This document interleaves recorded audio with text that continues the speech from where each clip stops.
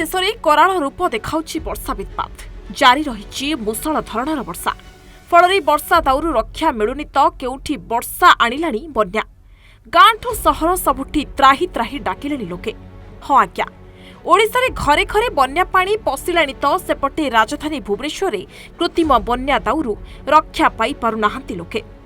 अन्यपटे राजधानी दिल्ली को डराइलाणी यमुना नदी फल उत्तर भारत में बन्या परिस्थिति अत्यंत भयानक रही। गंगा नदी परे एबे यमुना नदी मध्य निजर भयंकर रूप देखाउछि। क्रमागत वर्षा एवं उपर मुंडरू अत्याधिक जल प्रवाह जोगु यमुना नदीर जलस्तर विपद संकेत उपरे प्रभावित हेउछि, जहा दिल्ली एवं एहार आखपाख अंचल में एक बड़ संकट सृष्टि करिछि। फलस्वरूप दिल्लीर अनेक निम्न भूभाग बन्या जल प्रवेश करिछि। लालकिला एवं रिंग रोड, राजघाट, आईएसबीटी एवं पुराना दिल्ली रेल स्टेशन निकटस्थ अंचल जलमग्न हो जाइछि। केतेक स्थान रे रास्ता उपरे 4 ରୁ 5 फुट पानी जमी रही, जहा जोगु यातायात बाधाप्राप्त होइछि। अनेक लोकंक सुरक्षित स्थान को स्थानांतरित मध्य करा जाउछि। सेहिपरि दिल्ली व्यतीत हरियाणा एवं उत्तर प्रदेश यमुना नदी कूल थिबा जिला गुड़िकरे मध्य संकट देखा देइछि। हरियाणार यमुना नगर, पानीपत एवं सोनीपत अंचल में यमुनार जलस्तर वृद्धि पाइछि।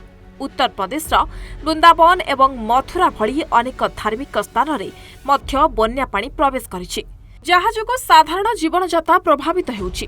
बन्या जोगु कृषि जमी मध्य व्यापक भाव में क्षतिग्रस्त होइछि। बादल फटा वर्षा जोगु गत किछि दिन मध्यरे हिमाचल प्रदेश और उत्तराखंड रे हठात बन्या आसी अनेक लोकंक जीवन जाइछि। जम्मू काश्मीर 122 रु ऊर्ध्व लोकंक मृत्यु घटिथिबा बेले पंजाब बन्यारे 29 जनक जीवन जाइछि। अनेक हजार को अत्यंत स्थानांतर करा जाइछि। 7 तारीख पर्यंत दिल्ली, उत्तर प्रदेश, पंजाब, उत्तराखंड, जम्मू काश्मीर, राजस्थान और हरियाणा रे प्रबल वर्षा लागि रहिबो बोली भारतीय पाणीपाग विभाग सतर्क कराइछि। ब्यूरो रिपोर्ट, सूचना टीवी 24x7।